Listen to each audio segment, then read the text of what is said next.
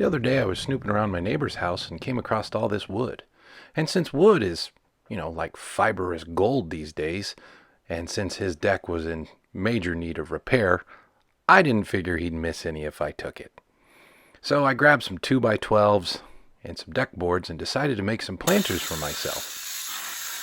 You see, my neighbor has a really cool backyard, and he just planted some dogwood trees, and I'm just not a fan of the bark. So I thought, I'll show him and I'll make some planters. But not just any planters. Planters that have wheels so you can roll them around because they're too heavy when you plant them. Planters that have lights that appear as if from nowhere because that's the ultimate woodworker's dream. Or so I've been told. I'm not quite a woodworker.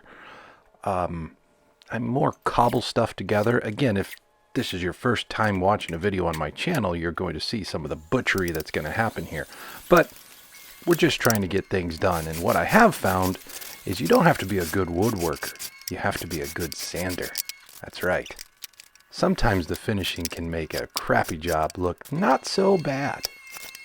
Here I'm using this old wood that's been lying around that is way past its prime, but I just didn't want to spend a lot of money. I needed to build 2 planter boxes, a square one and a triangle one to fit right next to the stairs on my deck. Here I just kind of eyeballed the angle, cut it on the table saw, and then screwed the last side to the triangle planter.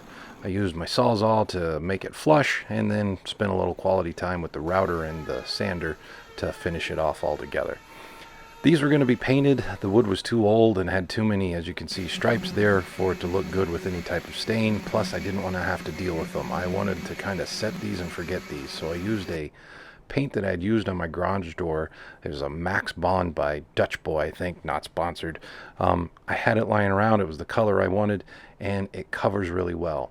I added a false bottom to these, so I added some 2x4s that I'd cut down, and then I added some more plank boards such that I could recess the wheels up inside so they weren't elevated. It didn't look like it was on wheels. I added a little 3 or 6 mil plastic, again, something I had laying around, some drop cloth, and then filled it with dirt. After I got the dirt in there, I put some hostas in there. It's a hardy plant that I knew could really survive in a planter like that. I really don't know where a hosta can't survive. Oh, no, I do. A hosta cannot survive if it's been drowned in rain for 8 straight days without a drain. I found that out because the one I'm pushing in right now did not have a drain, and we did have 8 straight days of rain. But a hole and shoving a tube up its back, much like a proctologist, solved that problem.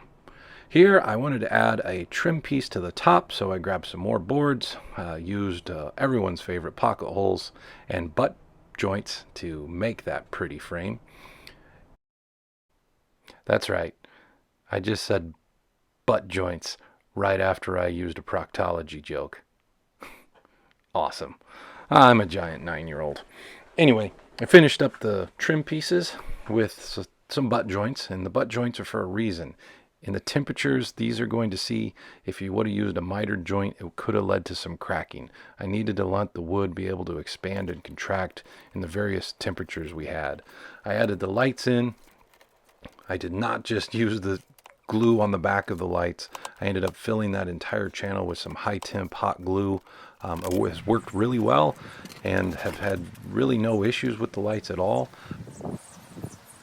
I don't know that I'd change much about how I built these. The wheels have been the real big seller. Again, being able to move those around quite easily has helped when I've pressure washed the patio. I can't recommend putting wheels on your planters enough. Make sure you get wheels that can handle the weight, because it's not unsubstantial, whatever the word is, but also the lights. They really add an ambiance, if you will. That's a fancy word.